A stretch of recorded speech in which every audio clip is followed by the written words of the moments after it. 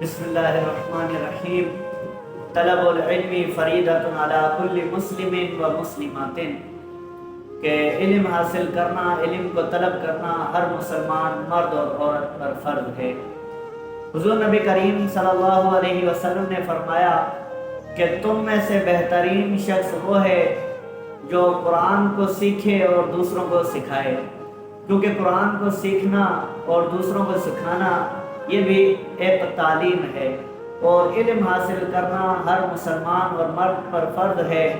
ہر انسان پر اتنا علم حاصل کرنا فرض ہے کہ وہ اچھائی اور برائی کو پہچان لے، حرام اور حلال کو پہچان لے، گناہ کو اور نیکی کو پہچان لے۔ اتنا علم حاصل کرنا ہر مسلمان مرد اور عورت پر فرض ہے۔ حدیث شریف میں آتا ہے کہ جو شخص علم کی طلب کے لیے اپنے گھر سے نکلتا ہے تو وہ اللہ تعالیٰ کی امان میں رہتا ہے یہاں تک کہ وہ گھر واپس نہ لوٹ آئے۔ دوسری روایت میں آتا ہے کہ جب ایک طالب علم حاصل کرنے کے لیے گھر سے نکلتا ہے تو شیطان جو ہے اس کے پیچھے لگ جاتا ہے۔ شیطان کا یہ مشن بن جاتا ہے کہ اس کو کہیں سے گمراہ کر دوں۔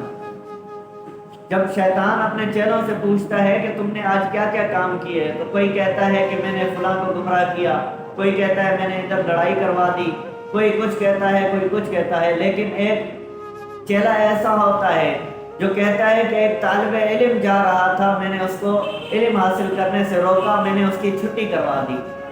وہ مدرسے پڑھنے جا رہا تھا، علم حاصل کرنے جا رہا تھا، لیکن میں نے جو ہے اسے گمراہ کیا اور گھر واپس بھیج دیا۔ بس میرا یہ چھوٹا سا کام ہے۔ تو شیطان جو سب سے بڑا شیطان ہے تو اس چیلے کو گلے سے لگاتا ہے، کہتا ہے کہ تو نے سب سے بڑا کام کیا ہے۔ یعنی جو علم والا ہے اس کو گمراہ اگر شیطان کرتا ہے تو شیطان بھی ڈرتا ہے کہ یہ علم حاصل کر رہا ہے، یہ آگے جا کے میرا دشمن بنے گا۔ اللہ تبارک و تعالیٰ سے دعا ہے کہ ہمیں علم حاصل کرنے کی توفیق عطا فرمائے۔ اور حدیث شریف میں آتا ہے کہ جو شخص علم حاصل کرنے کے لیے گھر سے نکلتا ہے تو فرشتے اس کے پاؤں کے نیچے پر بچھاتے ہیں۔